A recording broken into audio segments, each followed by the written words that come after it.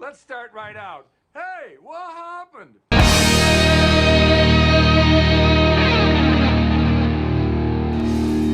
Hi, there we are. Hi, everybody. Welcome to the show. My name is Dean. Lots going on today. We have a full deck of guests / hosts.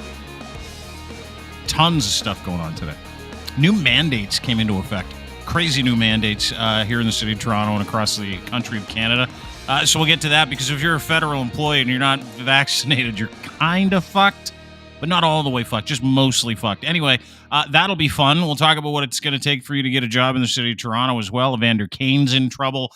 Doug Ford and his daughter are going on an anti-vax advertising spree.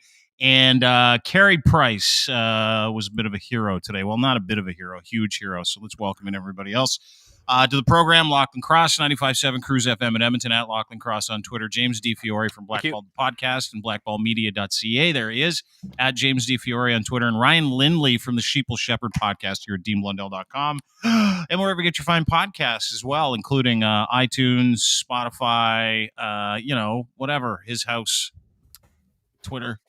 I mean, everywhere you get. Do we even need to say this anymore? Like I was reading this thing about podcasts because I actually enjoy the professional development portion of what we do here, gentlemen. And it's like, don't tell people specifically where to get podcasts anymore, because just say get your podcasts wherever you get podcasts. If it's a wide-ranging podcast, you're not. And this is new to me because I'm from radio, and in radio they're like, you got to be specific. You got to tell exactly what time it is. You got to tell people. You got to talk like this. You got to do it. And so this is so different now. I just have to say, go get your podcast wherever you get your fine podcast. YouTube, Twitch. We're on Twitch as well. Dean Blundell TV on Twitch. Dean Blundell Show. But yeah, it's fucking weird. I think the point where I think it becomes a little bit like ridiculous is they're already joining us. So you're already reinforcing the fact that they're here, right? So why are you, but again, in the radio world, you are taught, we get these lessons like hammered into your head, right? And it's hard to shake them. This, to me, the podcast thing reminds me a lot of when text became a thing. And then you'd have like some old guy who still listened to your show phone up and go, how do I text the contest in? Like, because everyone decided to do text contests. And then what time is the top 6 at 6? Yeah. What time? Yeah. And then you're trying to explain how to text to somebody. Yeah. Well, remember the text used to be where you had to press like 2 for B and whatever, but each button had to be pressed 1, 2, or 3 times. What's that called again? It's staggered text or something like that. Shit! Somebody else tell us on that. T9.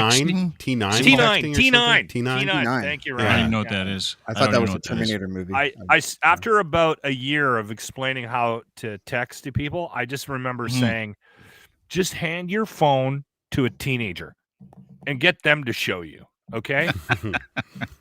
Yeah. Well, it's hard, right? Like, I mean, specifically in the digital game, like you tell people where you can get your shit, and it's widely available. It's literally, you just tell people now to Google it. I mean, Google Dean Blundell, and you'll be able to find that. Plus some things that were written that weren't so nice. But if you Google it, you can find it. That's a fun day. I did that one afternoon.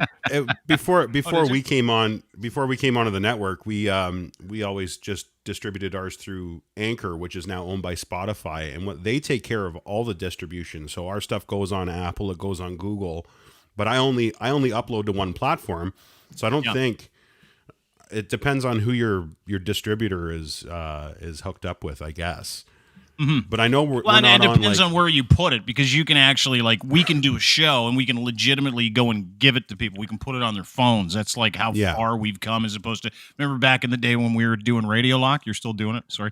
Back in the day we were doing radio and you're like, man, I sure hope people find us today. We're really funny. You can literally take that shit and give it to somebody now on their phone. It's awesome. So that's and we live in a world too where everything's changed because your content lives outside of your show too, right? And there's most people watch this show from their phone, right? Like versus computer or tablet. I think phone wins. Probably 60-40. It's like that on my site, anyways. But we've got. I think our numbers are pretty like, I think they're fairly equal, if not 60-40, 50-50 of like mobile to tablet to desktop. So yeah, I think it's right there. Yeah, what you're saying is right, Dean. Though you can like putting it right on their phone. You don't get an alert when Locke's show starts at 95.7, but you get an alert when Dean Blundell's show starts at 3. Right, so this medium is better for directed, and if you can't watch it live, you can still watch it whenever. We're having a conversation right now with somebody that Dean hooked me up with about doing our show on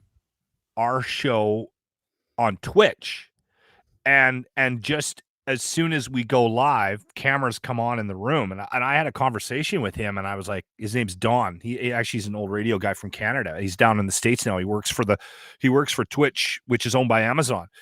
Yeah, he hired me at the Fan, and he still gets in shit for it. Anyway, Don and I were talking, and I'm like, do people really like?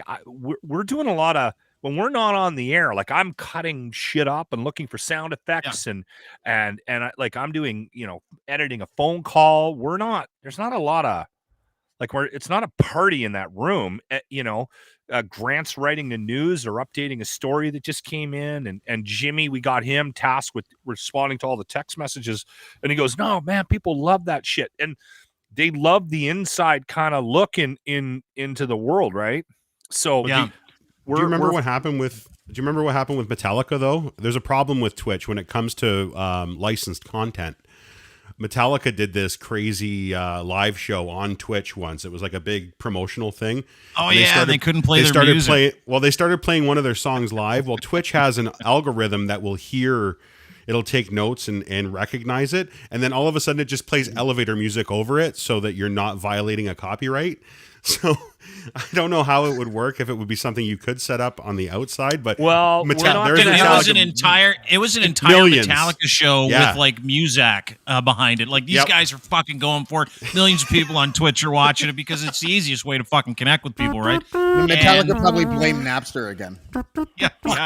And all you heard was that. And they're fucking exit night. Take my hand. It was the music version of Metallica. That's what we're trying to do, Ryan, with the Twitch feed is feed just the mics into it. So I think that would eliminate the music on some level, but I'm not exactly all sure the off-air shit, because you don't want to catch the off-air shit. If you guys are having a conversation, someone says something unbecoming. I know how control rooms work.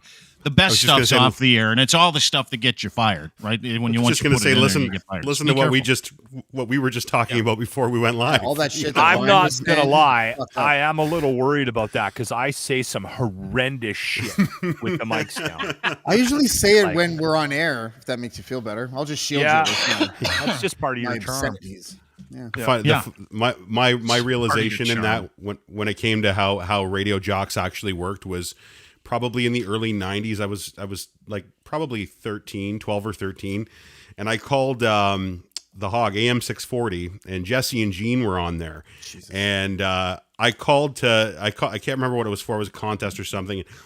First time I'd ever called a radio station, so I called them, like, these guys are funny, but they don't swear or anything. Like, this is great. And they answer the phone. I'm like, hey, how's it going? And they're like, oh, great. I'm like, what are you guys up to? And they're like, well, right now I'm fucking Jesse, and in a minute he's gonna fuck me. It was Gene, right? I'm like, what? You can't say that. And then, what did you just say to me? Then I realized, oh shit, yeah, I guess they can say whatever the fuck they want when they're not on the air. So yeah, I became an instant lifelong fan of those guys at that point. It was great. Oh, for sure. Good dudes. I talked to Gene Velitis about a month and a half ago about a business thing, and great guy, really nice guy. I talk to Gene radio. all the They're time. like, no. I wish I could say I worked at a radio station called The Hog. Yeah. Well, I don't think that was still. Maybe was it the Hog? Was it the Hog, Dean? It was the Hog, and then it was AM 640. Then it was Mojo Radio. It was like yeah.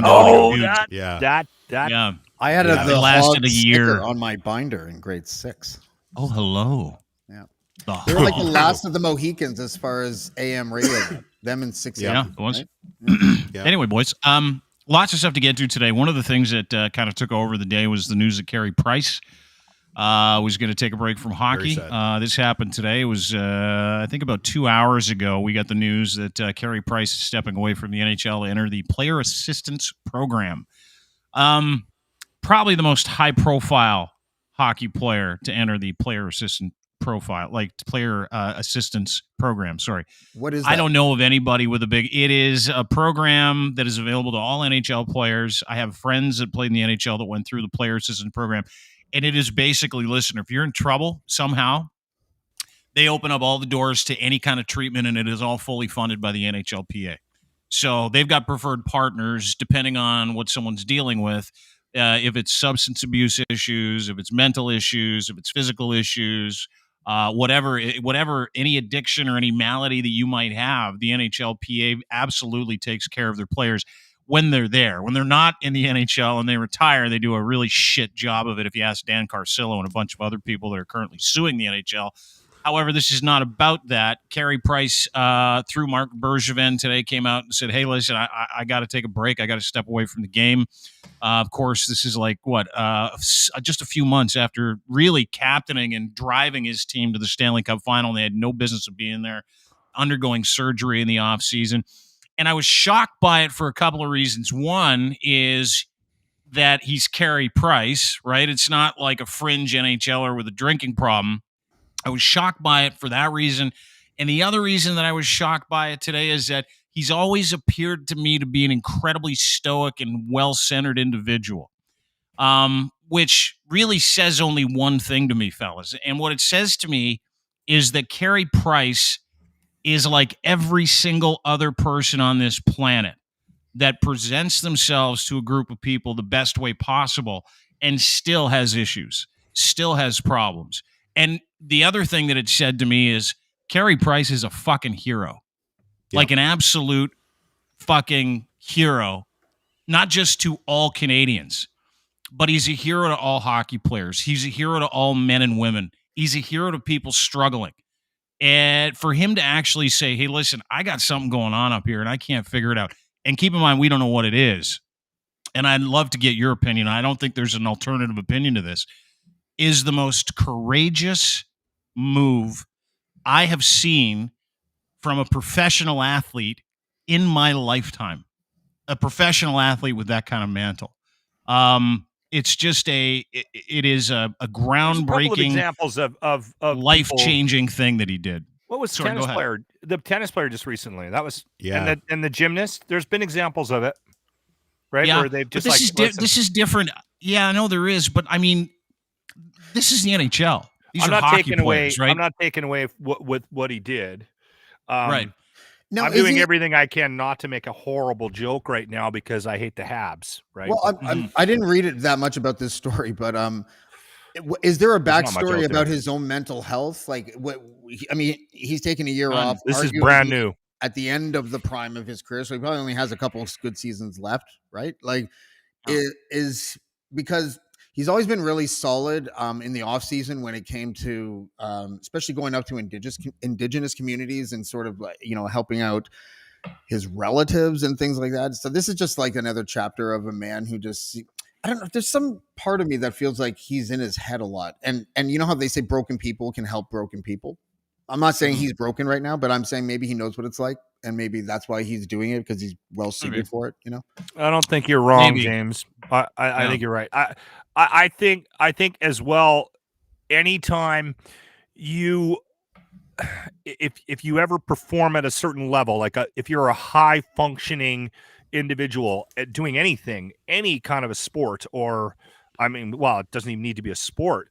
I think there's the possibility that it can be borderline on obsessive, right? Is that okay to say? Is that fair to say?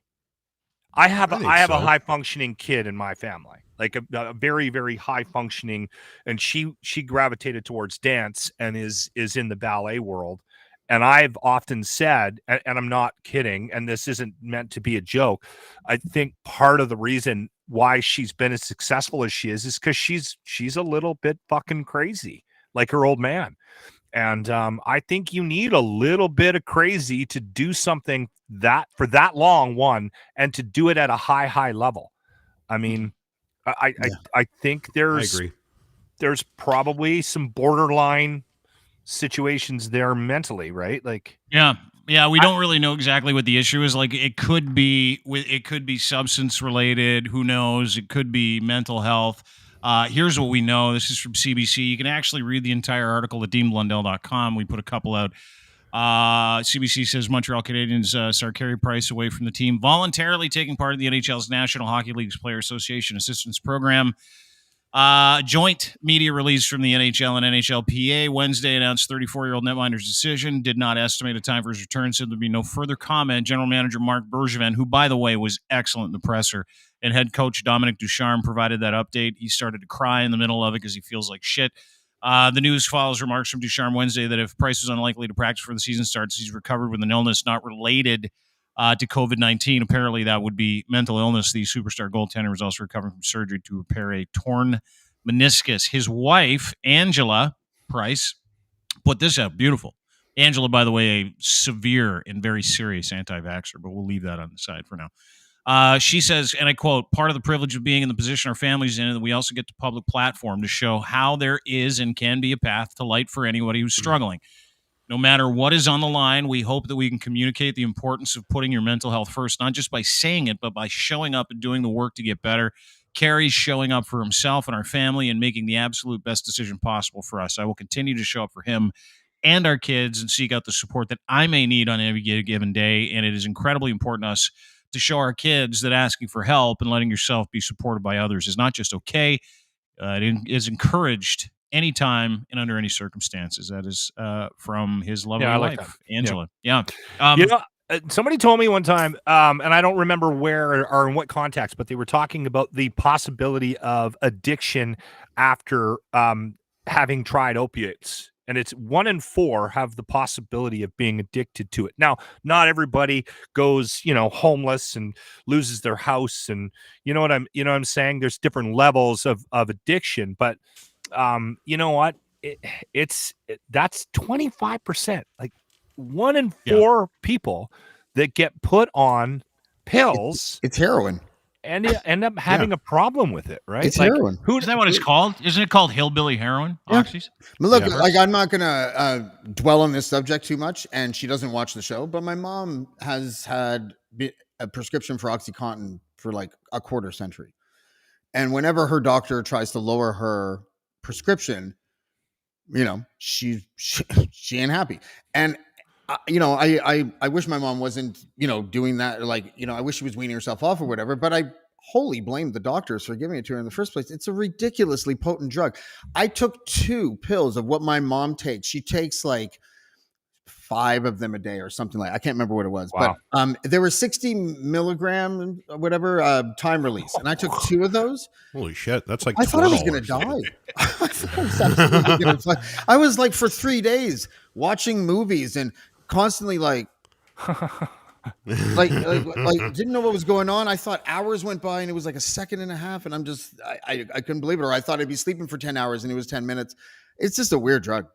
And anyways, it's fiercely addictive. It should never have been on the market. I don't know why people would prescribe that other than to destroy people's lives and make money. But it's 1 in 4. I'm surprised it's that low, to be honest with you. The only reason I bring it up is because I'm tying into the surgery and the possibility. That's what I was going to say. Yeah, maybe he had a run with pills, right? And a friend of mine's mom went to the doctors once and was like, I'm really not feeling. I'm feeling weird. I'm shaking and I'm sweating and this and that. And she had just had surgery or something 3 weeks before that and was on these pills for like 10 days or something. And he was like, "Oh, you're coming down." you're physically withdrawing to the painkillers I gave you, and she didn't even know. So she's like, oh, Yeah. I got a quick story. So a Maybe friend let of me mine, know that I before. never go biking. I hate cycle. I'm 6'4". Hurts my asshole. I can't I bike hate either. it. I'm with I you. hate it. A Yeah. friend of mine talks me into going cycling. He says, come on, let's go for a bike ride. So I grab one of the kids' bikes and zip the seat up, and I'm like bent over the handlebars, and we go off and we do our little thing. We go out for about an hour, whatever, and we hit a pub and have a couple of pints of beer. That night, while my you're cycling, neck was fucked. It was fucked. Like I was in pain, and my wife is like, I got a high pain threshold, so I'm whining and complaining. She goes, "You need to go to the doctor. You've done something. Like you need to go see somebody." So it's like 6, 7 o'clock at night. So I go to the emergency, and this doctor sits down and he's talking to me really slow, asking me a bunch of questions. And I'm like, I was on my bike today, and like my neck is just a mess. And he's kind of looking at me kind of funny. He comes back and he gives me a script, and he goes, just go get these. And then he just walks away. So I go to the drugstore, I grab them, and I go home and I take one, and they were great. I'm like, these are awesome. And I was fucking stoned for like 3 days. I'm on the phone with my sister, who is in the healthcare business. And I'm telling her about these pills. And I'm like, I have no idea what the hell he gave me. She goes, well, go get the bottle. They're awesome. So I went and grabbed it, and he gave me Ativan. And she's like, Oh, yeah. what the fuck did he give you Ativan Holy for? Those Yeah. are fucking I'm like- benzos. Yeah. And I'm like, I have no idea why he gave me that. She goes, you don't get that for a sore neck. He must have thought you were losing your mind. Yeah, you get that for gotta- anxiety. That's what you get it for. Like, it's Yeah. situational anxiety. That's why Well, people and give you Ativan. It's a fucking great sleep agent. When I beta fly, blocker I take too, isn't two, and I sleep for like fucking 6 hours on a plane. It's the best. I obviously come off as somebody that needs some help in the way of prescription drugs when I go to the doctor. So You need an advocate to go with you. Right. I'll see you soon. One of the things that that struck me about Carey Price is how much he's given, right? Like I don't has anybody ever seen, he's been in the league for what, 14, 15 years? Has anybody seen him in a state of being untoward? Has anybody seen him do something stupid, be one of those guys? Has anybody seen him do anything other than be an incredible fucking human being who tries to make the greater good a real thing around him? Nope. Like, I've never seen anything like it. Last year, when the Truth and Reconciliation stuff really became a topic and started to be front and center, and they were playing the Winnipeg Jets in the playoffs, you remember that? He made a point of leaving his team and going to talk to Indigenous people in the community, and didn't take cameras with him, but people would see him and take a picture. He always did that. I mean, he's done this hundreds of times. And I was talking to a mutual friend, someone that knows him, was like, dude, if you only knew about the stuff that Carey Price does that you don't see, you would see kind of the toll that it takes on him. And listen, I don't know if this is substance related. I don't know. I know it's mental health related, because that's the goal, right? The goal is to be mentally healthy. His wife said it. But I just want to point out the kind of hero this guy is, not just for reaching up for a hand from somebody for help, because that's all this is. That's courage. It requires no courage to quit. It requires all the courage in the fucking world to be able to put your hand up and say, I need some help here. Can you pull me up? And that's what Carey Price did, and he's been doing it for other people his whole life. Case in point, Anderson Whitehead, if you remember, the little kid who lost his mom a couple of years ago to cancer. I'm going to play this video for you. It's from the CBC. I can't watch It's this. I posted it today. It's at deanblundell.com. You can go watch it. I was crying, crying as I this. watched it. Well, you have to, because you're in the show, Lindley. Don't go anywhere. suck it up, Yeah. princess. Suck it up. Yeah. But I want you to pay attention to this, and then we'll move on from this story. Never Carey Price phone me deserves for mental health advice, by the deserves. way. Don't worry, I don't. Yeah. He deserves your respect, not just because of who he's been to the city and what he's been to the game, but because this is who he really is.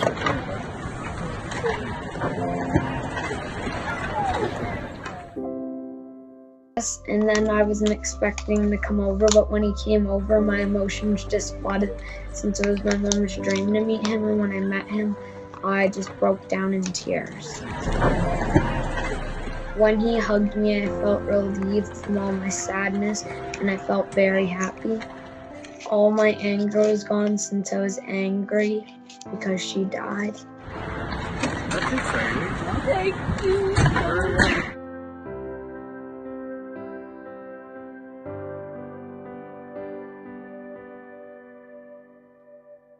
Gave me his jersey that he signed, and then he asked me if I wanted to go to the All-Star game, which I said yes. National health sponsor of the NHL donated $100,000 to Hockey Fights Cancer, $1 for every save during the regular season by a goalie. It means a lot to me because I never thought that the NHL would reach out to cancer and help out people that are fighting cancer. And cancer is a thing that we all need to conquer as a team. And I think she would be very happy that it happened. Yeah, there you go. You're an asshole. Yeah, fuck Yeah. Yeah, look at me. I'm fucking crying. Me. Yeah, I it just gets me stopped too. watching Grey's Anatomy because of that. It's starting every week. Yeah, I mean, that's the stuff, right? Like, I mean, Yeah. that's why we're here. We're here to make the world a better place, and Carey Price has done that his entire life. You're going to So be okay. He deserves. It's going to be He deserves okay. our support. Yeah, He's fuck a, it. You know what? When he's you're shouldering incredible. that, when you're always shouldering that, like you're always shouldering that, you're always going through that, and as much as it feels good to facilitate what he does, that's a lot to bear as well. You know, like that's a lot to shoulder. Like It's you also feel responsible for that kid's emotions, and you know, like that's heavy. That's a big heavy load to carry with you. there's two things that really stick out to me, and one of them is that there's a real shortage of like grown up superstars, whether it's athletes or celebrities or whatever, who are people that you can look up to. A serious shortage of that.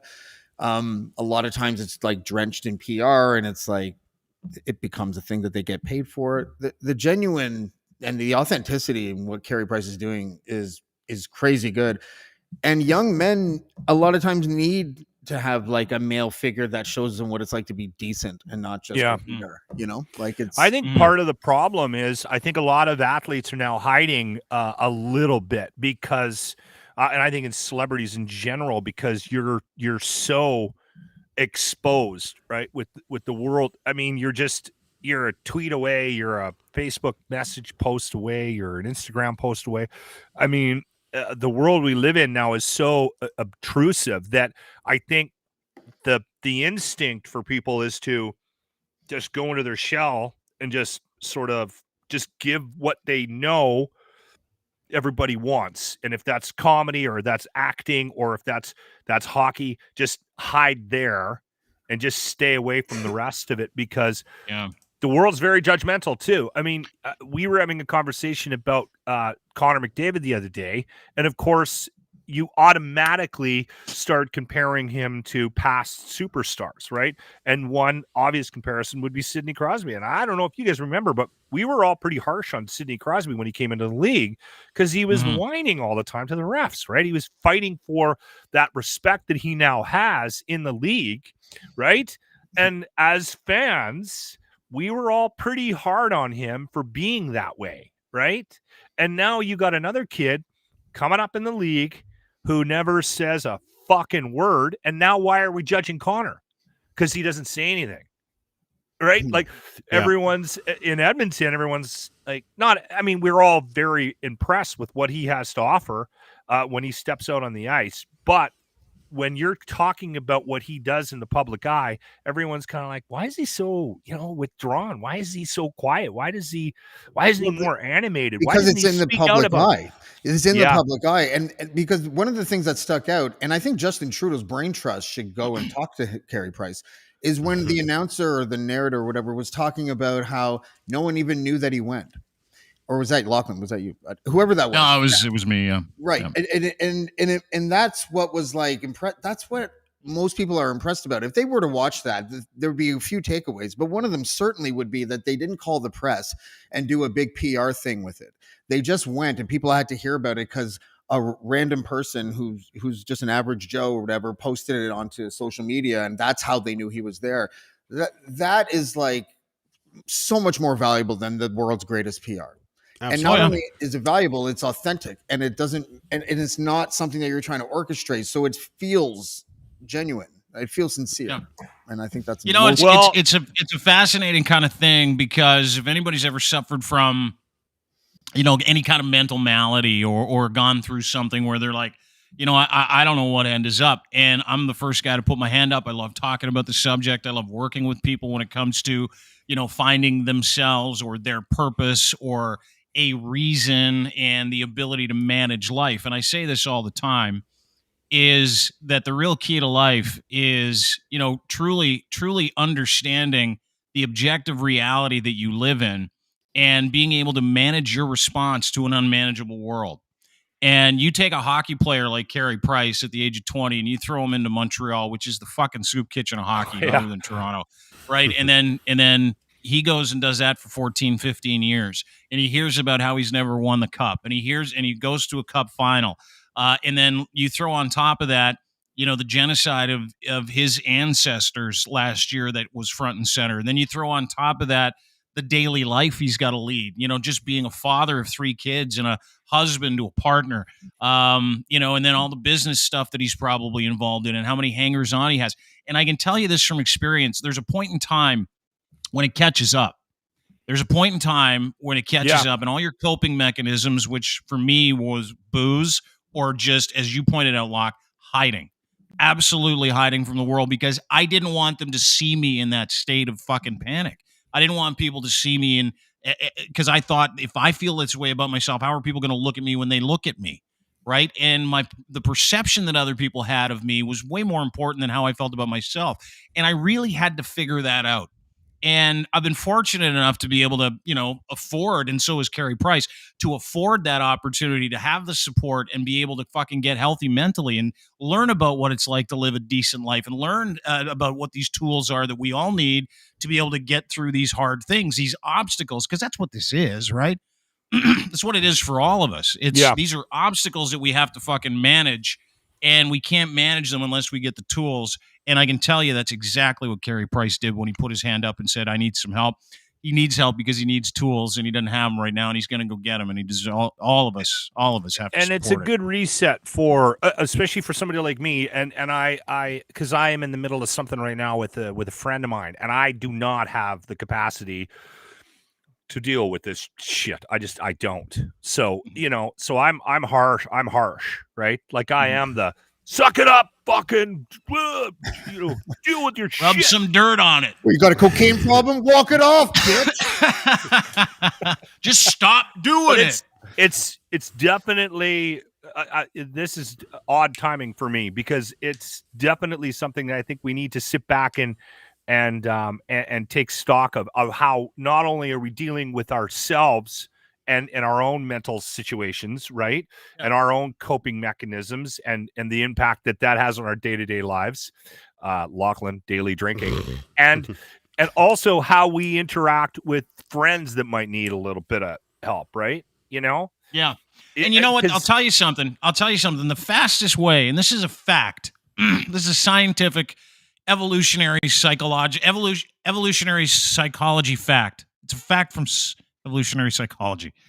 This is a fact. The fastest way for you to get out of yourself. Thank you. The fastest way for you to get healthy. Fact. The fastest way, the only way, is to live out of self. It's to help others, right? And what happens is like Locke pointed out, you hear these stories and you got these friends, and some people are high test and very fucking needy, and it's hard to manage. But literally, that's the only way for people to get better, is to say, can I help you? What do you need? Where can I fit into your life to be a positive influence? How can I help you figure this out? It's not making fun of that guy. It's not fucking telling people that they're being pussies. It is literally the key to your happiness is living for that person that actually needs some help, because that is the only way that we can be happy as society and as individuals. It's the only sustainable happiness you'll ever find. I didn't know that for a very long time. I thought sustainable happiness meant if I get all the stuff, I'll be happy because I'll have all the stuff. All the stuff comes and goes. The second you get it, it's gone, right? What isn't gone is what happens to you, and it's fucking magic when you can actually help other people. So keep that in mind today as you continue to and you can. I'm going to need to make a phone call after this pod. Hopefully they're watching. You can think about it too, like maybe he's been dealing with this for a long time, and maybe that's why he was the way he was, and maybe that's why he was so outgoing and so because that was kind of the therapy as he went along. But now it's just gotten to a point where it was time to, okay, towels in. I need some help, and Good for him. my hat goes off to him. Stopping is hard, not just because it's an addiction, because even when you get over the addiction, in my case anyways, I had this crippling anxiety that I still get. Dude, on Monday and Tuesday on this very show, the whole time I was on both of those shows, I was at a 9 anxiety-wise. I was sitting, if you look at the playback, I'm sitting there doing this we a lot, didn't I'm notice looking at around, all. I'm just fucking, yeah, sure. But that's anyways, I never had that when I was a drinker. And I have that all the time now. And it's just like, this is literally what it's like. I'm like a 9 inside, and I'm like, But really, I want to be like this. Like I want to go all crazy. There were some moments like that. Yeah. We've seen it. It's okay. It doesn't scare us. But you know what? It's you hit it well, and that's the thing, is a lot of people hide it, right? And don't hide it. Don't hide it. Talk about it. Look for help. As you pointed out, you can kick the drinking and the drugs and all that other stuff, but you're still going to be left with you. So make sure that you go and look for help, and because there are a lot of people out there that'll help you. And then the other thing too is you got to find the right people, right? You got to find the right people to I joke about being the guy not to call, but I am dead fucking serious. I am not. I will push you over the edge. Like, you giveth and you take I don't have patience. I have enough shit on my own fucking plate. Like I am literally the guy that goes, guys, what are we doing here? It's not what you think. I'm just kind of a piece of shit. And no, you're not. Call a you know what? I would be pissed. I would be jumped up like you if an astronaut stole my book too. Ashley Lindley, Ryan's wife, pointed that out. That's probably why, because the astronaut stole. I contacted the illustrators, who were probably the real thieves, because I saw that. But I messaged them too, and I'm like, I'll wait. By the way, I'm not calling Van City for help. Fuck off. Okay. Yeah, don't worry. Yeah, this guy doesn't want you to call him for real. Call me, Locke. I'll help you. Maybe he wants help. Maybe Van City wants tough love. He's reaching out for tough love. Do you know who needs help? Evander Kane. Do you see this? God. He apparently is being investigated for the 3rd time in the last month for the 3rd different thing, after allegations that he used a fake ID vaccination card. Now, we're from one NHL extreme to the next. Background, here's a guy. He was a Jet. He was a piece of shit on that team. I know some stories. They ran him out of town. They didn't want him on that. He was one of the best players on the Winnipeg Jets, and they didn't want fucking anything to do with him. Now he's a Shark. He is bankrupt. He has made, I think, $71 million or some fucking thing in his career, and he has zero from child support and stuff too. Yeah, he's not paying child support. He's not paying spousal. His wife. Yeah, his wife that he's in the middle of this problem with, her girlfriend or fiance or whatever the case. The Instagram fight. The Instagram fight would led to allegations that he was betting on his own games and going out of his way to try to throw the games, which they can't prove. So the NHL, which does a really good job of sweeping that shit underneath the rug. And then he goes and does this. Listen, obviously, there's some mental illness in this side of the fence too, to a different extreme. But how can someone needs to explain to me, how can you be this fucking dumb? I don't get it. How old was Ego blocks it. How old was he when he was drafted into the NHL? 19. And then he's a millionaire. 18, and then in 19 when he played. Yeah. That's an excuse. You think? But, I don't know. Where he grew up, but the last time that we talked about this, I remember thinking the same thing. I was thinking about people like Allen Iverson. I was thinking about all these youngsters that literally get drafted when they're 18, 19. They were already kind of bad kids or whatever you want to call it, and there it is. That's your Arrested Development. You're now a 19-year-old millionaire, and whatever you know, that's what you know. And I think that he doesn't have any. It's like that Bieber syndrome, the Justin Bieber syndrome. It is, and then it kind of ties in. Now, listen, I know it's a COVID thing, but this ties in, and we talk about the difference between serious people and unserious people, right? Carey Price made a move as a serious person today. Right? That's a dude that is an adult. He's like, fuck, I'm 34, I'm having a tough time, I'm gonna go get help. This jack off not only doesn't want help, he's telling everybody he still doesn't need help. He was investigated for throwing games. He was investigated for taking off on his wife. He's been bankrupt 3 times. His paycheck from the Sharks literally goes to an insolvency lawyer. Yeah. He gets what's left over, which isn't very much. And on top of it, on top of it, of him just not being a decent individual. Like, these just aren't things that decent fucking serious people do. Right? Yeah, and I'm not talking down to him. I'm just saying these are fucking adult decisions that adults have to make. Sometimes you put down the toys and you go, I got to pay a bill. I got to go here. I got to take care of this because you're a fucking serious adult. He's not a serious adult yet. I think he was. And I think there's something to what James is saying. For spousal abuse too. Not that we needed to pile on here, but I think I was going to say that a guy like the guys that went through the same thing that he went through, are like the people like Allen Iverson grew. Yeah. And you don't see any growth in Kane. Like, Iverson has that cool thing with Adidas where they're going to pay him like $40 million when he's 60 because Iverson was worried that he would spend all of his money. And he did. Right. So Reebok. Yeah, Reebok. Yeah. Yeah. Oh, it's Reebok. Sorry. Yeah. Yeah, Iverson's people were literally scared. They said, listen, this guy's going to drink his way through his paycheck, which he did. And they're like, save like $40 million, put like $40 million on the side for when he's like 50 or 60. Yeah, and they did. And that's the only thing that's saving his life. He gets to draw on future earnings from that. So he gets like $1.5 million a year. Otherwise, he's broke. Yeah, and then and it's so, especially American athletes, because when I was living in Florida and I was it was like 2009, and I went to this club where we knew the owner, and Reggie Bush was there. And he spent, while he was there, $250,000 in those tacky fucking champagne bottles with the sparklies, right? And then he'd like go up to the dance floor with like stacks of money and just be like letting it rain or whatever. And we're just looking at him like, why is this person doing that? Why is he doing that? And everyone was just like, that's just the way it is. Yo, holla at your boy. Blah, blah. And I'm just, yeah, I guess, sure, that's the culture. Dude, today I was reading this article from League of Justice, which is a little website from a young lady who actually we're going to be doing some work with. Her name's Amy Dash. She's like a sports journalist, lawyer in the United States. She's wonderful. And she sent me the story this morning about 11 former NBAers that got caught and picked up in this like healthcare scam because they're all broke for the same reasons. It feeds into what you're saying. It's like Darius Miles, Milt Palacio, who used to play for the Raptors, like a bunch of guys that we all know. Glenn Big Baby Davis. I think he won a championship with the Celtics about 10 years ago when Kevin Garnett was there. And all those guys are broke too. All of them. I mean, it's not just like you're right. I think it's an arrested development thing, but it just won't end with this guy. I'm trying to figure out if Evander Kane actually used a fake COVID vax card with the NHL, because that's what I heard it was today. And Locke was saying it might be actually from a casino that he tried to get into.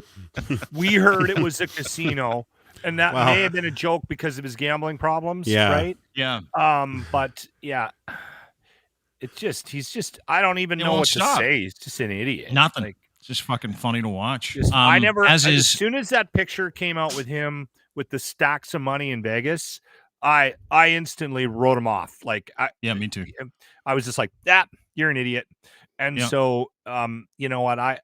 And it's just grown from there. My distaste for the kid. Right. Yeah. I have a hard time giving people a pass because they're 19. Like, you know what's amazing about his story? You know what's amazing about his story is that, what was it, 7-8 years ago when Dustin Byfuglien beat the shit out of him in Vancouver when Winnipeg was going to play Vancouver. That was right before he got traded to Buffalo.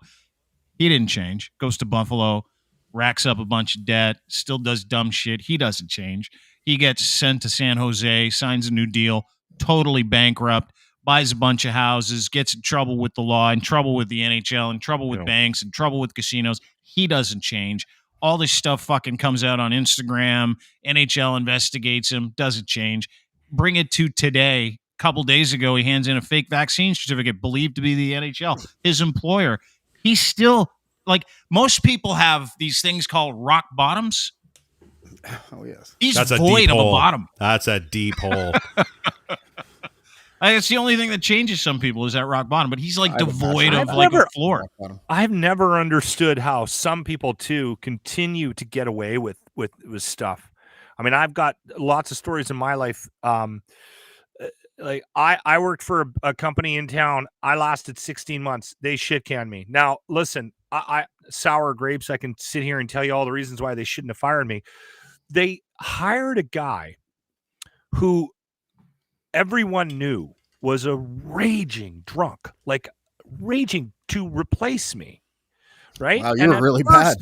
At first, that's exactly. At first, I was like, how can they fire me and put this jackass in my spot? Like, I couldn't believe it. I needed a fucking job, Lachlan. I was offended. I was offended by it. Over time, he lasted 4 or 5 years. I had friends in the building. They were telling me he would come into work and start drinking at work in his office. Wow. At 10 o'clock, 11 o'clock in the morning, he'd be 10 deep by 3 o'clock in the afternoon. Some of his lunches went 2-3 hours. He would drink 10 pints of beer. So wait, he was a lawyer? No, he's a radio guy. Oh, okay. And I'm like, the thing is, there's these people out there that they have these 9 lives. I've never understood it. Mm-hmm. If I fart wrong at work, I'm in trouble. Why do you fart at work? But was he a nice drunk? Was he a nice drunk, Locke? Because you're a bit of an asshole, right? So maybe it's just he was a nice drunk and not an asshole. And I don't need to make this about me. I shouldn't have even tried to bring it up. Honestly, though, everybody has people in their lives where you see them get away with this shit, and it's not just professional sports; it's everyday life. Some of us have them related to us. Well, and you don't. But you know what it is, Locke? Here's the thing. Is that we spend our time looking at him and looking at other people that go, oh, look at it. Like Trump was a great example. How the fuck did that guy get to be like? You stand there and go, how do good things happen to bad people? Yeah. And here's the thing: they still got to live with him. Like Evander Kane knows that he's a joke, right? Deep down, he knows, and that'll be the end of him someday. Who knows when it is? Doesn't matter. You think he really does, though? Totally. Everyone does. Every cretinous piece of shit knows exactly what they're doing. I knew I was a bad person when I was a bad person, 100%. Even though I tried to deny it, I was like, no, I'm a great person. And I'd be like, turn around, I'm a terrible person. I'd start drinking and I'm like, get away from everybody. And because I knew I was a shit. I knew it. And I knew I was in trouble. And so does he. But anyway, it's going to come for him. It's just a matter of fucking time. You're still the shit, but you're just like holding him back? No. Oh, okay. No. Me neither. Speaking of people who are shit, the anti-vax movement, very upset today. Very upset. I don't know if you guys saw the new mandates. You're going to hate them, Jamesy, because you're a big fan of just letting everybody do whatever they want. I'm a fan for mandates for federal employees, but not for regular people. But yeah. Right. So announced today, yesterday, Justin Trudeau. Why that's okay. Yeah, that's weird.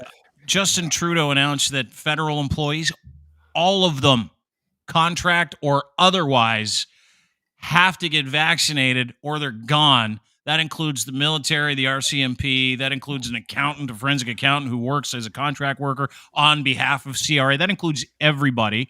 Well, and then he said this, which I fucking thought was great. It's extended leave, sorry, Dean, with pay. Without pay, sorry. No, yeah. Without indefinite leave without pay. Indefinite leave. Okay, well, what's the difference between you can come back when indefinite leave and getting fired? In 5 years from now, they can go get a vaccine and they'd still have a job. Yes. Oh, I didn't know that. Yeah. That is a clarification that we should make. Let's get into each one of these, but just to recap is not only all federal workers have to get vaccinated as of I think October the 30th, you get a month in there to do it, but I think all air, rail, and ship travel from ports of call in the country, doesn't matter where you're going, Vancouver to Saskatoon, no idea why you'd go Vancouver to Saskatoon, but you have to have a vaccination status that proves you've been vaccinated twice. So there's that. And then on top of it, I believe the city of Toronto did the same thing for their employees. Ryan, is that correct? That's absolutely correct. Toronto Toronto took it a little further, and they said you've got until November 1st to show the proof of vaccination. The difference with the Fed one is on the honor system still, which is a real fucking problem. Unless say you work in an office and there's like a COVID outbreak, the supervisor of that office will have the ability to require proof of vaccination to be shown if something goes wrong or they need to investigate it. But at this point in time, it's on your honor. And if you're caught lying, then you're turfed, right? But that's going to bring up problems with, cronyism. What if your supervisors? Well, are hold fucking it. So anti-vaxxer? what do you mean the honor system? Like if someone works for the federal government, let's say it's an RCMP officer, they say, okay, are you vaccinated? And he goes, yep, that's good enough. That's good enough at this point. I think you have to attest to it. You have to attest to it. Yeah, I think it's a workaround, Dean, on the, I know it sounds ridiculous, but it might have something to do with the union. You got to remember, it's the municipal employees they're not government, and municipalities are corporations. They're not technically sovereign governments. They're not government. They're corps. They're public sector jobs, though. They're public, yeah. Yes. And they're paid. It's a corporation funded by the taxpayers, whereas a federal employee is paid by the taxpayer. There's a legality difference in the two of them, right? So, what happened in Toronto is it's being treated just like any other company, and they said, you have until this time. So then November 1st, you have to tell them. And on November 1st, if you're not, or if you haven't declared your status and you don't have two shots, you're then put on suspension. It's not leave. You're actually suspended without pay, and you do not have the option to take a vacation. So if you've banked like 13 weeks vacation, you can't just bank it while you're waiting for your shots. If you've just waited out, you're done. You're not getting any money. And then they took it a step further. By December 13th, if you're not fully vaccinated and you're not, and that's it, you're actually fired with cause. They're going to fire you. So everybody said, "Oh, just wait for the severance. You watch. Everybody's going to sue him for severance. Taxpayers going to be out of fucking millions of dollars." No, they're not. You're being fired with cause because it's an actual corporation. It's a company policy that has been enacted, and you can't violate this company policy, and that is with cause. If you've chosen to willfully violate company policy, you can be fired with cause. So the unions already said, guys, there's nothing we can do. Like, this is what the union in Toronto, the Toronto union. It's only 20%, by the way, of the workforce is considered public sector in all of the country. So it's not even like the most massive number. I don't know what the percentage of them are anti-vax or vax hesitant. 95% have it tested already. Out of the 95%, 89% are proven fully vaccinated. So that difference is what needs to happen here. And every department has also already announced that they've made. We're still just dealing, Ryan, specifically with the city of Toronto employees, right? Yeah. Sorry, I moved off the feds. Yeah. Okay. I'm telling you why the Toronto program is way fucking better than the feds. And what where was I? The city, the departments have already come up with. Oh, well, they've come up with contingency plans already for people that they know that haven't attested. They're like, yeah, we already know how to replace you, so it's all good. Do what you got to do. You want to wait it out to November 1st, take your last paycheck, get the fuck out.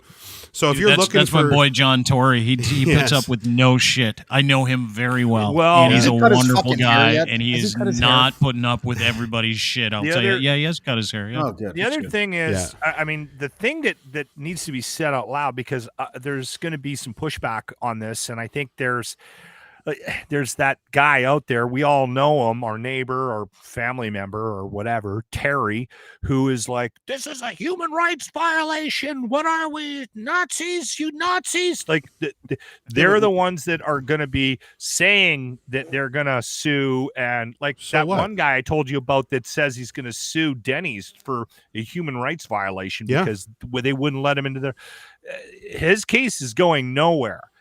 All this stuff is happening. It's being laid out, and they sat back and took a look at whether or not they could do this.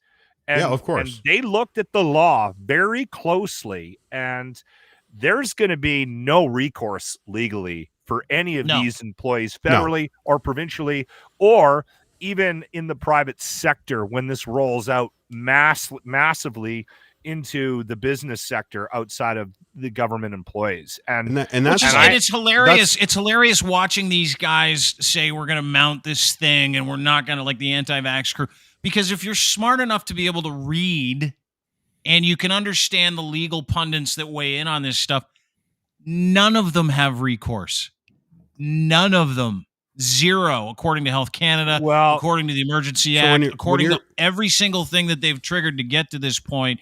I mean, if you do not get vaccinated and you work for the government, you're an RCMP officer, or you're an employee of the city of Toronto, and these mandates are coming down, you're fucked.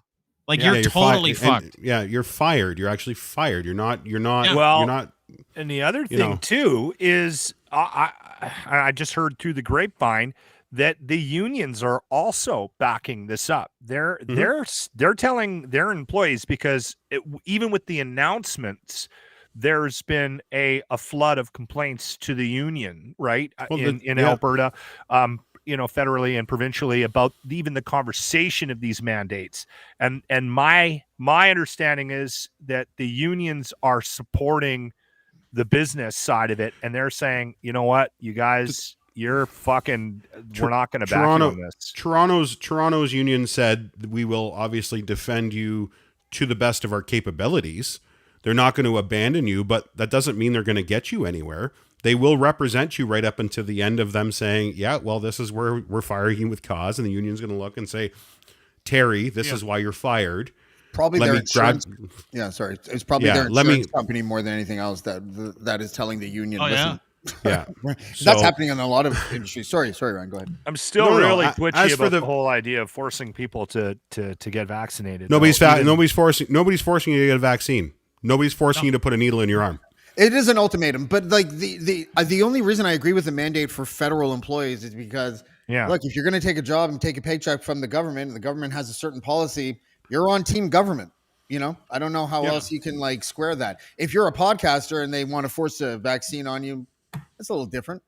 You're not paying my paycheck. I'm not going to Parliament Hill, like whatever. Now, back to the federal thing. The only thing, there's a few things it doesn't cover, and Canada Post is not covered by this. The CBC is not covered by this. The House of Commons, the House of Commons and the Senate are not covered by this. They're being asked to mirror the program, but they're not. Aren't they like federal employees? Aren't elected officials literally federal fucking employees? And this is what I'm saying. Like, as a senator, nobody fucking likes senators anyway. So the elite federal employees don't need to get fucking jabbed, but all the peons do. Is that correct? I think there's a good reason for that, though. And believe it or not, I think that, and this is the reason why a lot of people who aren't the crazy ones understand that there is an issue coming up sometime soon in the future where we have to play balancing democracy with mandated injections. And I think the Senate and Parliament Hill would be right not to mandate it for themselves, because that is the very chamber on which these issues are going to be decided. And the argument will already be decided if they mandate for that group of people. Yeah, that's pretty fucking weak. That brings in that's a good for you, crisis. but not for that's we. Not, Yeah, I think we're already in fucking hot water by demanding people to get vaccinated. I think that ship's already sailed. So if you're pushing it down to the serfs of the fucking corporation, and then the upper brass don't have to, that's bullshit in my mind. That's how listen, you're talking about Canada like it's a company, right, James? Like you just said, hey, if you work for Canada, you got to take a. And if you work for Canada, and I agree with Locke, fucking weak sauce. If a senator's like, I'm not getting it, but the rest of the peons down in the RCMP have to get it. I just think those are two different things. And I think that, like, honestly, the debate is going to happen. And it's probably going to be a very amazing debate to watch, because we've never done this, and we have to like, the chickens have to come home to roost eventually, and we have to deal with it head on. How do we balance democracies with forced injections?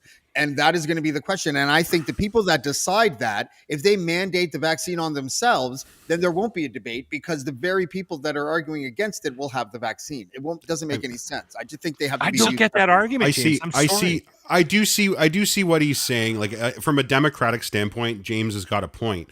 But at the same time, we all got to stop using the word forced, because nobody's forcing anybody to get a fucking injection. Nobody. No, and that's the thing. Like you're talking about forced like these. Now we're fucking repeating the anti-vax bullshit now. Like, to Ryan's point, You don't have to get vaccinated. I said that to someone don't. today. I don't give a fuck if you get vaccinated at all. It doesn't matter to me. No skin off my nuts.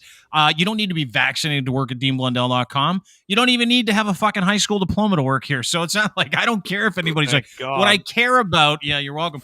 What I care about are, the fact that it gets weaponized against people who are just trying to fucking make it happen. People that like masks or just wear them because they're smart. People that did get inoculated because they're not fucking idiots. Like, what I care about is that the risk in the environment is catered to the 95%? I think you said 95% of federal employees.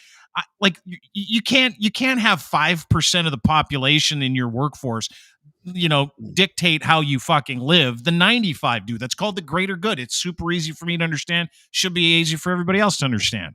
But it's not.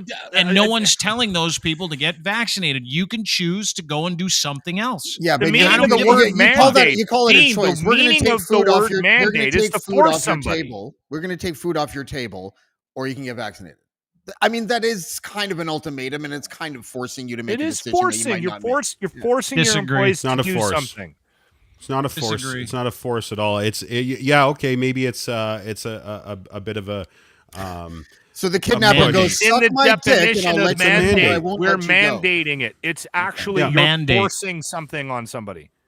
Mandate. No. You're mandating it as a company policy that you have to have this to work here. Yeah. So if you don't have this, you can't work here anymore. That's the choice. Mandate. Job. Dictionary definition: an official order or commission to do something. Number two. That was number one. Number two, the authority to carry out a policy or course of action regarded as given by the electorate to a candidate or a party that is victorious in the election. So, to Locker's point, it sounds like it's forced, but I still don't feel like it is.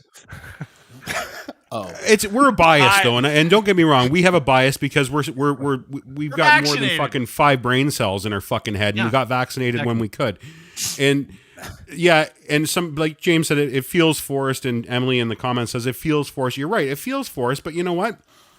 Okay, sure. It also feels forced that I have to have I can drive a car without having a driver's license. I feel forced that I have to go get a driver's license, but guess what? Yeah. That's what I got to fucking do. If the driver's license was injected into your body and that's what gave you the ability to drive, okay, all right. When I went to school, I was forced to have vaccinations to attend school. You could opt out back then. You just that most people didn't know that you could. But yeah. Wow. My fucking hippie parents knew. Yeah, What? my parents knew. Dude, when I came to this country, I'm an immigrant, so I'm playing the immigrant card here. Whitest I know I'm of all time. very white. As an immigrant, we all had to get vaccinated for a billion different things when we got here. I was talking to my mom about it the other day. She's like, all I did, I felt like I was just taking you to get shot after shot after shot. I love your mom's voice. And I'm like, how did I react to it? She's like, who cares, right? I mean, it was 48 years ago. Like, she didn't give a shit. She was like, yeah, we just. And then I remember going to school. It was in Rosetown, Saskatchewan. That's where I lived. Total shithole. Rosetown, Saskatchewan. I walked down to Walter Asseltine Elementary School, and I remember standing in a gym, going through this lineup and getting a vaccine. I've talked about this 100 times. That's forced vaccination. This is like, hey, listen, here's the carrot. Things have changed. No fault of anybody's. Want to be part of this crew, be part of this crew. If not, go away. So much fucking leeway and so much fucking rope and so many fucking incentives and time and extensions and excuses. Now it's shit or get off the pot. We can't keep doing what we're doing. We can't keep doing this as a society that has agreed. 80 to 90% of us have said, let's fucking go. Fuck the other ones. We're out. We got to go. We're not waiting anymore. Yeah, we're leaving. The train's fucking going. Let them die. I'm all for it. Like, I'm all sorry, but you know what? I don't care what they do. That argument, and I don't even care. Like, if you lose your job because you didn't get vaccinated, or they won't let you into Denny's, I have no sympathy for you. I still have a problem though. With I can't get my eggs over my hammy. And here's why. And I keep saying this because at some point we need to figure out why we are where we're at. And that's going to be a very difficult road to hoe. We're not going to be able to do this easily. and we got to figure out why we're on two different sides. Do we blame China? Do we blame Russia? Do we blame the education system? Like, what the fuck's going on? Like, we are in crazy town. People are taking ivermectin. They're going to branch stores and taking ivermectin instead of getting vaccine. And I'm concerned about that level of dissension that's very prevalent in the society today, even if it is a small percentage, and the mass majority of us are at 80%. Ryan, honestly, I'm laughing at the karaoke thing. Yes, like we're talking about real things here. Scott just wants to get back to karaoke. You're talking about human rights. We're talking about karaoke. Yes. So when you force somebody to do something, you're not changing their mind. You're making it worse, and I think you're just adding to the growing problem that exists today. How do you keep those people away, though? How do you keep those? You know what? How do you keep those people who do not want to be part of the medical solution that we all need? Science says we need it. We all need it. We know it. What do you do then? Like, what's the answer? You know what we do? I don't know what the answer is. Let's do what we're doing, and we'll figure it out later when the pandemic's over. How about that? How about we finish the pandemic, get it the fuck out? You know what? Fuck yeah. Let's go bang on doors and put fucking needles in arms, and then they can come sue us later. How about that? Yeah, that's forced. I'm cool. We got some money. You put a brown that's fine. shirt on when you do it. Yeah, sure. Fuck whatever. Nazi. Call me whatever the fuck to bring you your want. flags. You know what? At the end of the day, let's finish this. Let's just fucking get it done with, over and done with, because I'm fucking finished. I can't do this now. It's fun to say, but it is. I'm not. Obviously, we can't do that. But guys, I'm at that point. I'm at that point emotionally. Lindley, you need a back rub. You need a coffee. You need a haircut. Or it's Ashley, okay. Ashley, if you're listening, can I have another drink? Ashley, she's upstairs.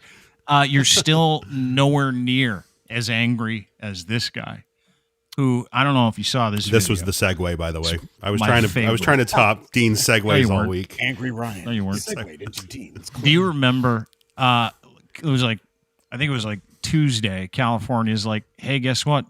Every kid between 5 and 11 has to be vaccinated to go to school. This. I haven't seen this. You haven't seen this? No. Well, Gavin Newsom, the governor of California, is like, sorry, we're doing a mandate for school kids because that's where the problems are now. This dude, Ashley came and got you. She came and got my drink. She came and got my cup. My cup. Christ, she was smack watching. her ass when she goes by, nice. man. Show her you appreciate that shit. Yeah, that's right. I will on the way back. Yeah. Okay. Things I learned on the podcast today. Smack her once your for me too. girlfriend's Will you, Ryan? ass so she knows you appreciate her. Wife. They're married. That's right. Sorry. So this is a guy who was told that his kids have to get vaccinated. He's a full-on anti-vaxxer. And the meltdown was fucking boner. The article says that for the kids to go back to school, they have to be fucking vaccinated. Are you fucking kidding me? Where the fuck do you have the right to tell us what to do with our kids, Gavin Newsom?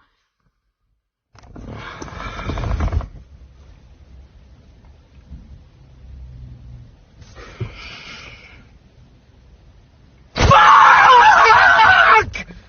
If you're fucking liberal and you're a friend of mine, get off my page. I will not unfriend you. Was that Enrique Iglesias? Who was that? Holy fuck, that was amazing. Like, come on. This article says that for the kids to go back to school, so he is so mad, and he's taking it out on his followers on Snapchat. Have to be fucking vaccinated. Are you fucking kidding me? Where the fuck? This is what I'm talking about, Ryan. Do you have the right to tell us what to do with our kids, Gavin Newsom? I think you got the name wrong. I don't know if it's Gavin. Wait. I think it's Gavin. Wait. Here it is. Here it comes. It's my new ringtone. You're fucking liberal, and you're a friend of mine. Get off my page. You know what's Get off my crazy? You know what what? a threat. You know what's great about this? He had to edit that. Yeah. Did you see the cut? So that wasn't flow. That was his drama. That was brilliant. You know what, Ryan? Everything will be fine, though. It will be. Hey, guys, This is gonna be what fine. I'm talking about. You can't force people to do stuff. This is where this is exactly the problem I have. I am pro-vax. I'm all for keeping other people safe, doing the right thing. No one had to tell me or force me to do it. This is where we're at. Hold on. You've got, you're trying to say that this guy knows what's best for his kids. No, I'm not saying that. I'm saying this is what's happening. Okay, because this guy seems to know what's best for his kids. But the reason why these mandates are rolling around, James, sorry for cutting you off. I'll get to you right now. The reason why these mandates are going around is because these people don't get it, and it isn't safe. And so the mandates have to come in because these people don't get it. I understand all of it. It's not fixing the problem, though, outside of possibly making us a little safer, and maybe we'll come to, like, that's where I got to go, okay, listen. You know what? If this can if this can stall the fourth wave, then fuck, okay, then put the mandates. But the math it needs doesn't to work be out. brought up. It needs to be brought up that it's not mandating fixing the issues about these guys and misinformation, and like, it's crazy. Mandating all of the public service employees in Canada to vaccinate would maybe push up our total vaccination rate by like 1%, maybe. Yeah, because they're only 20%. Are you sure? There's only 20%. 20% of Canadians that are in the workforce work for public sector employees. They're the mandated ones. Out of them, 90% of that 20% is already vaccinated. So it's only 2% that is going to actually increase by if all of them uniformly vaccinate. Sorry, it wasn't okay. And to Dean's point. Oh, sorry, James. Oh, I was just going to say though that Lachlan, I think you and I really actually agree on a lot more than we don't. The only reason I agree with the mandate for federal employees is because, like I said, you're on team government. But that whole idea of like right now what we're doing is, and it's really illogical, is that we're fucking yelling and screaming and insulting the very people we need the most help from right now. Yeah. And I don't know how you square that. I don't know. And the other thing too, Grant did a Grant report yesterday, I think it was, and his sarcasm just summed it up. And he was like, "I love all the rules for the people that don't believe this is real." Like you got all these, you're enforcing all of these gathering rules and all this stuff on this group of people that think that this is fake, that it's a flu, that the media is the problem. The media is the virus, that are willing to take ivermectin instead of get a fucking vaccine. And you're going to tell them they can't gather for the weekend? By the way, if you're unvaccinated, you can't have anybody over at your house. Thanksgiving. You got to do Yeah, we got that today. We got Ontario got the whole, here's what to do at Thanksgiving note. And I'm like, no one's reading this. No one. And Dr. Steiny Moore is like, here's what you have to do this Thanksgiving. I'm like, listen, I'm as vaccinated as it gets, maybe even more so. And I'm a big fan of the vaccines, and I'm a big fan of the mandates. And I'm not, but I get it. Like, I don't want the mandates. No one does. But like, I'm a big fan of what is going to enable us to do, put us in the right risk categories, all that stuff. But to your point, Locke, if you're in Alberta and you're in the fucking meat locker anyway, who's going to say no to fucking 12 people over for Thanksgiving? Nobody. Everybody's going, come on over. They're not going to. They think that this isn't even real. Like, and you're going to try to convince them that it's like, you know. I feel like if we have a vaccine passport, it should absolve us from having to wear a mask. Because I am confident. I'm more confident in the vaccine than I am in the mask. See, this is another conversation. Honestly, James, I love this that you brought this up because I agree with James on that too. You're vaccinated. The vaccines work. That's why you have to wear a mask. It's a Swiss cheese model. It's a Swiss cheese model, guys. The vaccine's here, and every slice of that Swiss cheese is a block to getting it through. So if you just had the one, which is the masks, shit's still getting through. If you just had one and it's vaccines, shit's still getting through. I'd love to know every layer. I'd love to every know that layer number. Is another layer of protection to actually get there. It's a series of protections that are actually working. And when you remove those and you cherry pick to fucking placate to pacify babies and you don't have to wear a mask when you're in a restaurant because you'll cry. So then we'll take that away. Now we're just making it worse, and we're back to fucking square one. But Ryan, I'd like to see the number. I just want to see the numbers of people who have been double vaxxed and were wearing a mask and then gave COVID to somebody else, or were wearing a mask and gave COVID. Like, I'm just like, we're all kind of, those numbers are available. We're all kind of fed up because we were told before we got vaccinated that we get vaccinated, things would be great. And then we get vaccinated and nothing has changed. And I'm not blaming the anti-vaxxers for that. I'm blaming the policy that tells me that in certain outdoor areas, I still have to wear a mask, even though I'm vaccinated. But why did I get vaccinated? My life hasn't changed at all. Ryan, I do it, but he's got a point. Here's the other thing that we're doing in Alberta right now, right? Like, if you want to go to a restaurant, you got to show your vaccine passport, right, or your vaccine certificate, and then you got to put your ID up next to it, and you got to wear your mask in, and then you sit down at the table, and you get to take your mask off. So I'm magically nowhere not to go. Now I'm in a little bubble where I'm not going to get COVID. Stupid. Why did we do that? Brian. Why did we do that? It was so that we could open up the inside restaurants because of babies, because they're crying to politicians. Because of the economy. No one wanted to sit in a restaurant with masks on. Yeah, I God forbid. You know, so now we live with it. They were empty when we were allowed to go to restaurants with masks on. They were hold on. Dean wants to talk, and we should let him talk. I thought he was just the name of his podcast. Is on it. But hold on. I just got my hand up. I'm waiting to get in. I'll wait. I want to say one thing before Dean jumps in hand here. Down? These are the conversations that we need to have, Ryan. And we need to have them like we're having them right now. Yeah, because I agree. This is the shit.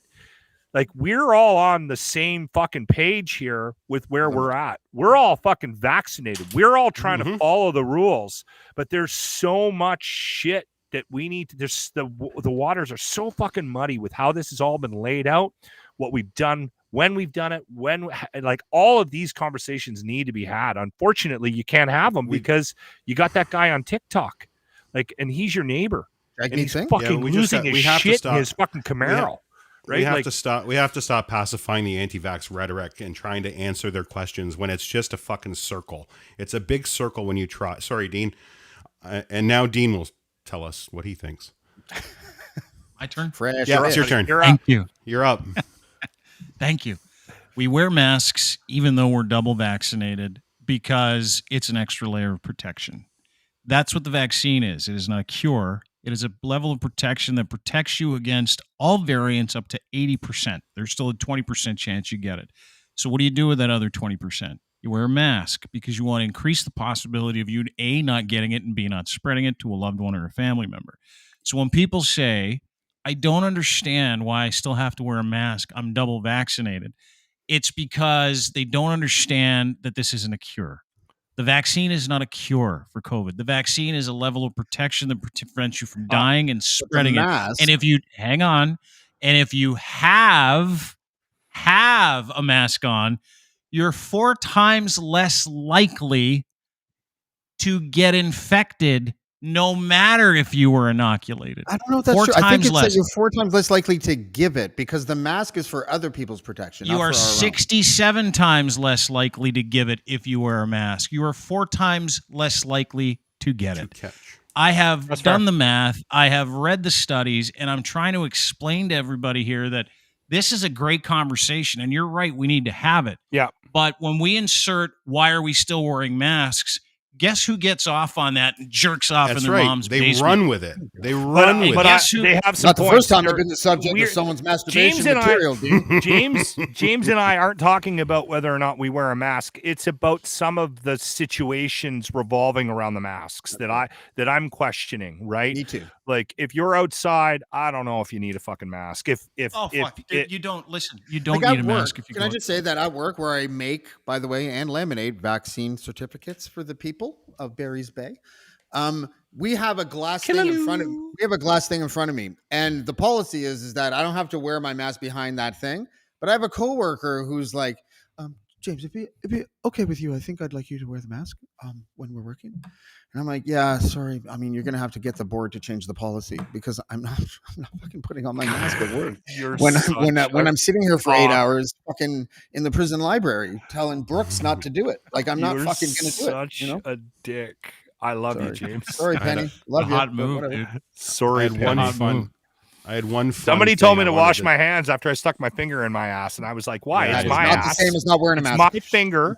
Stop it. I'm not putting my finger anywhere near you, right? And why do I need to wash my hands? This is tyranny. Thanks. You know, this is this. Forced, we got forced hand washing. More than two sides to this story. There is. You're right. It's a decent conversation. I like having the conversation about it. I love the fact that we can go here, guys. Let's see if we can This pivot has been seamlessly. good. And not kill each other, right? Like we're one of the very few groups that can sit and have a conversation of dissenting opinion and not go, I'm going to drive to that guy's house and beat the shit out of him right now. At the I will end of the say day, this, we're all on the Lost same your temper page. A couple of times, Yeah, but that's we worth saying, Ryan. But I will say this: if we did this show live at some point within the last year, I would have kicked the shit out of James. Well, yeah, no, we saw that. We saw that come to a head once already. So. You know what, Lachlan? There's been a couple of times where I've been in the Actually- mood for you to kick the shit out of me.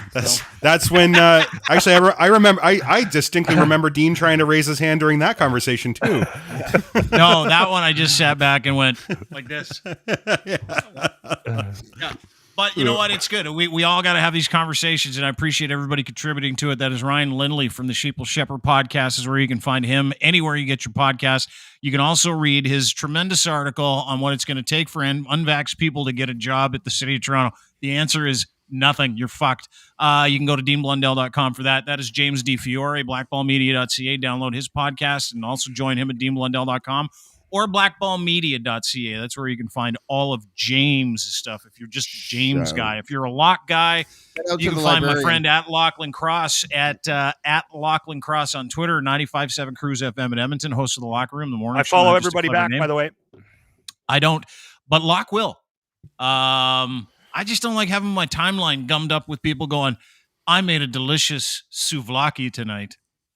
That's just not for me. I look at my notifications, and then I have a list of people that I really like to follow, and I follow that on TweetDeck. So I can Mike follow Bullard everybody. calls me every morning at 7:15. All right. Yeah. Good luck with that. That was Bullard's been liking a How's lot that of my for a tweets fucking lately. timeline, baby. Thanks, guys. Appreciate it. Great to that see was you fun, all. guys. Thanks Good to Locke. see you. Yeah, good to see you guys. Fun. Locke, See you, James. Ryan, and James D. Fiore. Good to see everybody. Nice face, bro. Whew. That's it for us. Have a great day, everybody. Thanks for being part of the show. We really appreciate it. If you think about it, give Carey Price a little love tweet. Send it to the Canadians. I'm sure they'd appreciate it. Doesn't matter what team you love. We're all on team mental health. Make sure you do that today. Thanks to our friends over at Ed's Fine Imports, his Gitch. We use it all the time. I'm wearing them right now. Ed's Fine Imports, edsfineimports.com. Go there. Order 4 pairs for the price of 3 when you use promo code GITCH and then the number 3. That's how you spell it. Use the number 3. That's your promo code. He'll send you clothing for men and boys. You can order online. Actually, a fucking awesome online store as well. So check them out, edsfineimports.com. EasyAutoFinancial.ca. They're our partner, and they can be your partner too if you're looking for a car. You can't get financing. Hard to do. Bad credit, good credit, doesn't matter. They'll have all credit. And they get you a car by making sure it's super easy for you. So it's all turnkey from the financing to delivery. Go to easyautofinancial.ca and check them out today. Our friends at domination.com make it possible for us to do all of our content. DMNTN.com. That is the name of the website, and free to try. So if you're like a gamer, podcaster, streamer, you produce content, go to DMNTN.com. Try them for free today. You'll be hooked. We use them all the time. Brilliant, brilliant, brilliant. Saves you time and money. It's the name of the game. And our friends at Blue Microphones, the official microphone of DeanBlundell.com. It's a Logitech group of companies. We use all their equipment because it's the best. Streaming, gaming, podcasting, and more. Logitech group of companies, Blue Microphones, BlueMic.com, or at Blue Microphones on Twitter. Check out everything they have. They're awesome. That's it. Have a great day. Join us at DeanBlundell.com by signing up for the newsletter. It's right on the front page. Be nice to each other today.